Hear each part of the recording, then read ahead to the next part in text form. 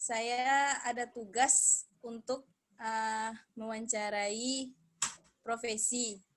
Jadi Ibu siap untuk diwawancarai? Insya Allah siap. Siap. Siapakah nama lengkap Ibu? Nama lengkap ya. Nama lengkap Ibu Hardianti Mayuna.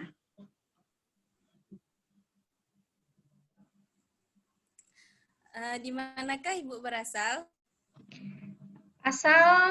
Berasal dari Kabupaten Padang Pariaman, tepatnya di Kecamatan Lubuk Alung. Tapi saat ini domisili di Bukit Tinggi.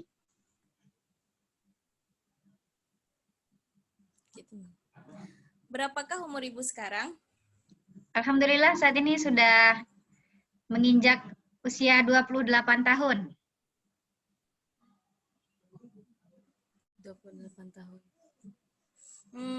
Sejak kapan Ibu menjalani profesi sebagai seorang guru? Oke.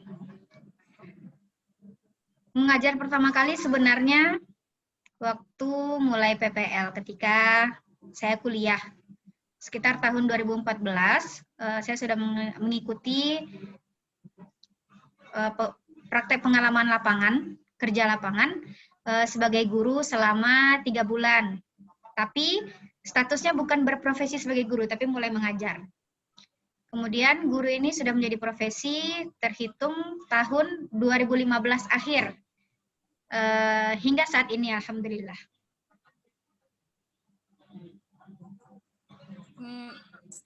Apakah sebelumnya Ibu punya cita-cita sebagai seorang guru? Oh iya, tentu saja. Saya dari kecil bercita-cita dulunya hanya 2 saja. Kalau tidak jadi dokter, ya jadi guru. Karena sebenarnya cita-cita menjadi guru ini mulai terbentuk karena orang tua juga berlatar belakang sebagai guru. Dan dulu kami tinggal di sebuah komplek SD, sehingga setiap hari saya sering menyaksikan bagaimana ayah saya mengajar di kelas. Kemudian bagaimana interaksi antara guru dengan kepala sekolah dan anak-anak, dan sepertinya itu hal yang menyenangkan.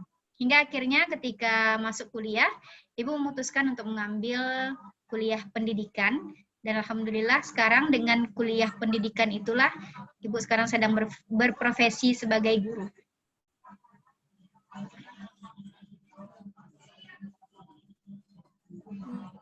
Apa alasannya besar hingga saat ini Ibu mengajar sebagai seorang guru? Menjadi seorang guru. Alasan bagaimana tadi, Tiara? Apakah alasan yang mendasar hingga sampai saat ini Ibu menjalani profesi sebagai seorang guru? Alasan yang mendasar, yang pertama, saya ingin menjadi sebaik-baiknya manusia. Sebagaimana yang sudah didoktrinkan oleh orang tua dari dulu tentang hadis Nabi, khairun nas anfa'uhum linnas. Jadi sebaik-baiknya manusia itu adalah manusia yang paling bermanfaat untuk orang lain. Nah, kemudian juga di samping itu, saya sebenarnya melihat sebuah fenomena ya, Ibu melihat sebuah fenomena bahwa semakin lama pendidikan agama Islam itu agaknya kurang diminati oleh remaja. Nah, kenapa Ibu memilih untuk mengajar SMA? Karena SMA adalah sebuah masa transisi di mana banyak remaja yang akhirnya mencari jati diri. Pilihannya 2 saja, ada yang terjerumus atau ada yang menjadi lebih baik pada masanya di SMA. Nah, dengan ikut terjunnya Ibu ke dalam profesi mengajar, terlebih saat ini Ibu sedang mengajar pendidikan agama Islam, Ibu harapkan remaja-remaja Islam ini mencintai Islam tidak hanya karena mengejar nilai saja, tapi karena memang mereka mencintai Islam itu sendiri, sehingga mereka dapat membentuk karakter yang baik dan menjadi pemuda-pemuda yang kuat nantinya. Juga saat ini masih sedikit ya di sekolah umum itu yang memang menerapkan menerapkan dengan sempurna bahwa orang-orang guru-guru agama itu sekilas hanya sebagai formalitas saja. Nah, saya tidak ingin seperti itu, Ibu tidak ingin seperti itu. Maunya memang mereka mengikuti pendidikan agama Islam bukan karena hanya ingin mengejar nilai, tapi memang tertanam di dalam karakter mereka sendiri.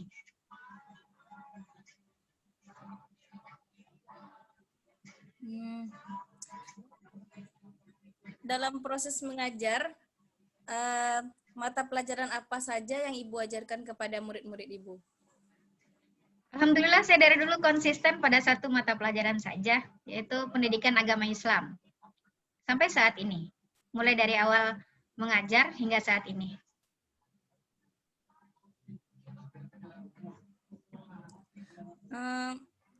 Adakah upaya yang harus dipersiapkan oleh Ibu untuk mengajarkan kepada murid-murid Ibu?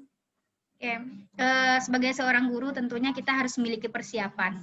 Kita tidak bisa datang ke kelas tiba-tiba ingin mengajarkan materi apa ya, terserah kita, seenak kita sendiri, tentu tidak.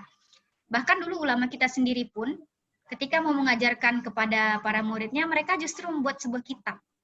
Nah, dari kitab itu nanti mereka bikin babnya, ada subbabnya, dan itu yang dibahaskan kepada para muridnya. Begitu juga kami sebagai guru pada era milenial ini juga dituntut memiliki persiapan. Persiapan kita itu ada macam-macam. Yang pertama, persiapan dari segi kesehatan tentunya. Karena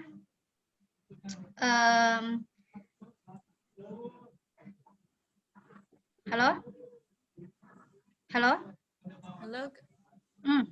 Halo?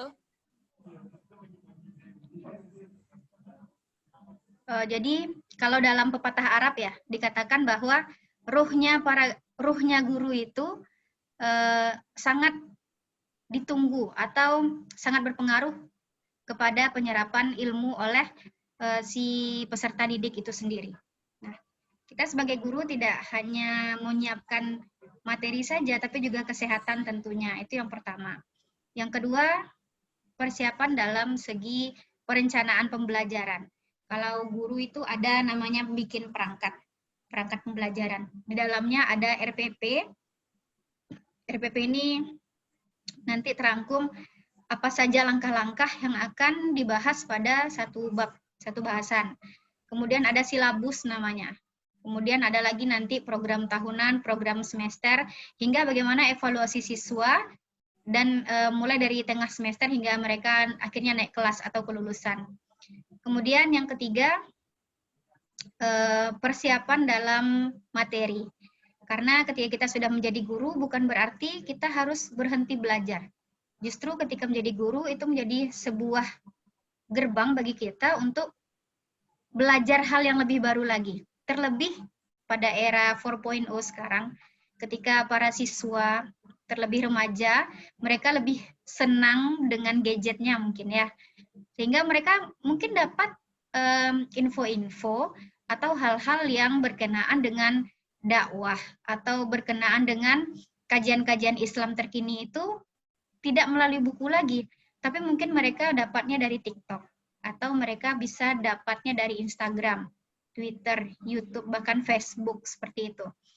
Nah, sehingga kita para guru ini juga dituntut untuk agar tahu dan bisa menganalisa apa keterkaitannya antara isu kontemporer sekarang terhadap agama Islam kita sendiri. Sebagaimana kita ketahui bahwa semakin kesininya kita rasa bahwa Islam ini semakin agak ditakuti ya, agak ditakuti. Nah, sehingga kita juga harus tahu, karena tidak semua kita bisa, apa istilahnya gini, terkadang banyak pertanyaan dari para siswa itu yang mengejutkan, yang di luar dari bahasan yang sedang kita bahas.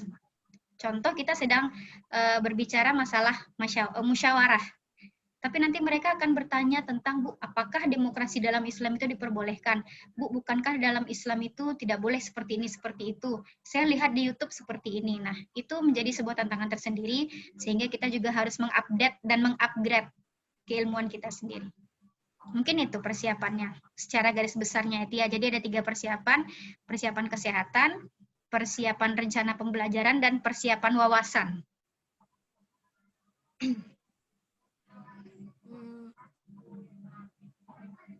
Selama Ibu mengajar, apakah suka dan duka yang Ibu rasakan? suka dan duka dalam mengajar. Kalau di total mungkin saya sudah, Ibu mungkin kurang lebih sudah 5 tahun mengajar. Sebenarnya 5 tahun itu masa yang masih sangat muda bagi para guru untuk mendapatkan pengalaman. Tapi dalam 5 tahun ini, suka dan duka tentu banyak. Tentu ada yang dirasa. Kita mau bahas mana dulu nih, yang sukanya dulu atau yang dukanya dulu?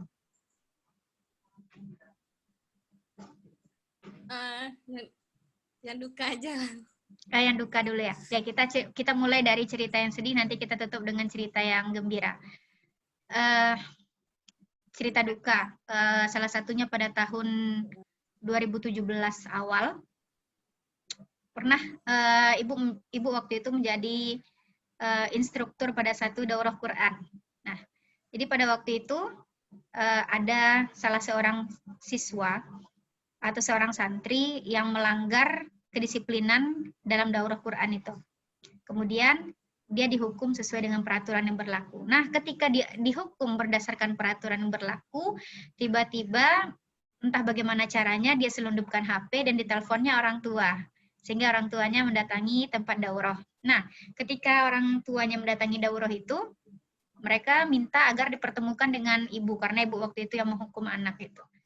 Sehingga dia bilang seperti ini, Anda ini masih muda, jangan terlalu banyak mengatur anak saya. Gaji Anda cuma segini. Saya bisa menggaji Anda 3 kali lipat dengan gaji saya sendiri. Jadi tidak usah terlalu banyak aturan dan mengatur-ngatur anak-anak saya, seperti itu. Jadi istilahnya kita ini, bagaimana bentuk tata tertib kita, disiplin kita, dan segala macamnya itu dihargai dengan uang saku bagi orang tua siswa tersebut. Padahal dia sekarang menjadi orang yang sukses hingga saat ini itu juga tidak lepas dari didikan gurunya sendiri. Atau juga pernah pada waktu itu ibu sedang mengajar di SMA. Jadi waktu itu kelas dalam keadaan hening, seorang siswa datang dengan cara nyelonong. Kemudian ibu tegur baik-baik. Ketika ibu tegur baik-baik, dia sedang di tangannya itu dia sedang minum Milo.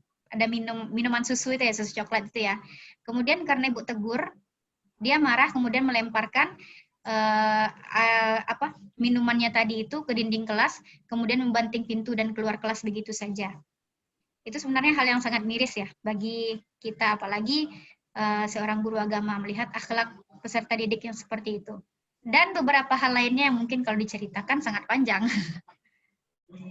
Kalau suka, alhamdulillah sukanya salah satunya waktu itu ibu pernah dipercayakan untuk membina tahfiz.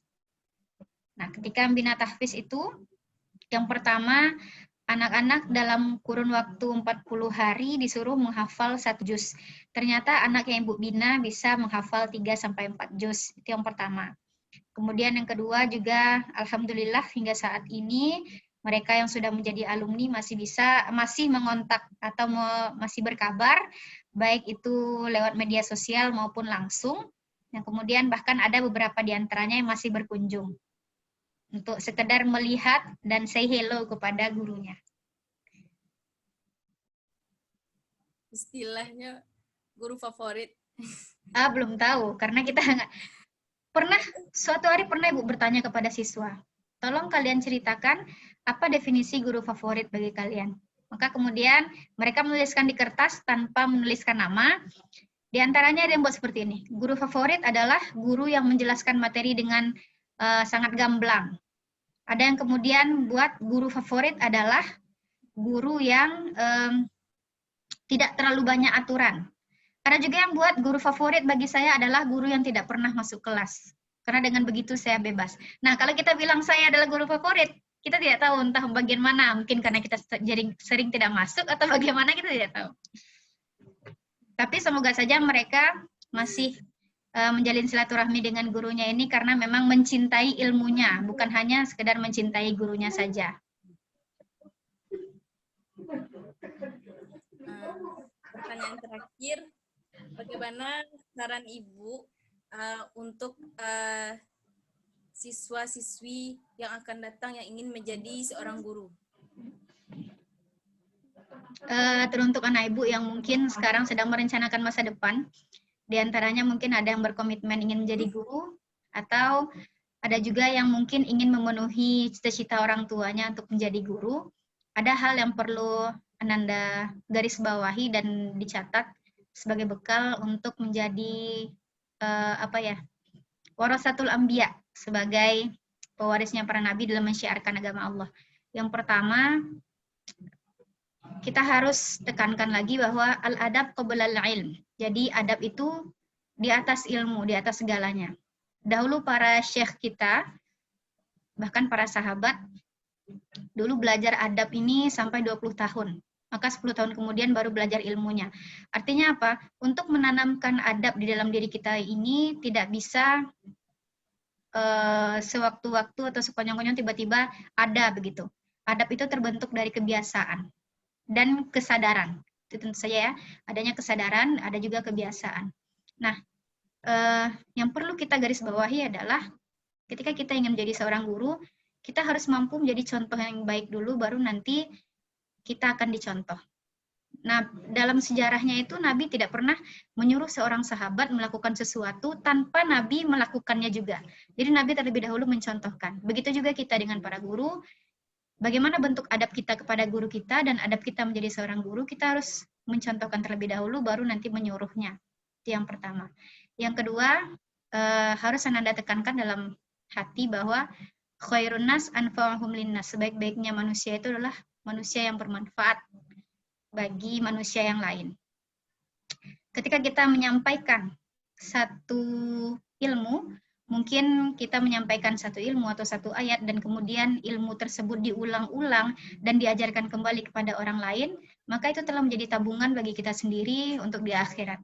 Artinya bahwa menjadi guru adalah salah satu ladang besar untuk mendapatkan amal jariah sebagai tabungan kita di akhirat nanti, karena kita hidup di dunia ini hanya sementara saja.